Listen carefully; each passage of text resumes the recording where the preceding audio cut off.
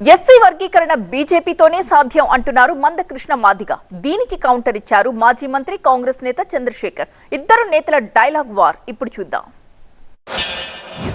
ఒకవైపు దేశ ప్రధానమంత్రి అంటే ఒక మాట అంటే నిలబెట్టుకుంటాడు.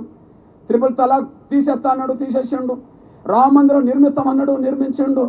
ఆర్టికల్ 370 తీసేస్తా అన్నాడు, తీసేసిండు. మహిళా బిల్లు తెస్తా అన్నాడు, తెచ్చిండు.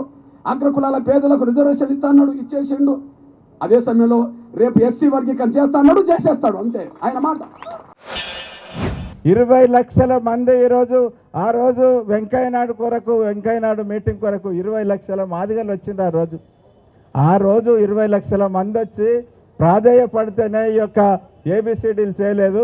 ఈరోజు పోయి ఆయన భుజం మీద వాడు ఏడిస్తే చేస్తాడని చెప్పేసి భ్రమల్లో ఈ మందకృష్ణ గారు ఉన్నారు. కాబట్టి భ్రమల్లోకి పక్కకు జరిగేసి మీరిద్దరు అయినంత మాత్రాన ఒక్కొక్క అసెంబ్లీ నియోజకవర్గంలో 40 నుండి 50 వేల మంది దళిత ఓట్లు ఉన్నాయి. కాబట్టి మీరిద్దరు పోయి ఏది బీకలేరు.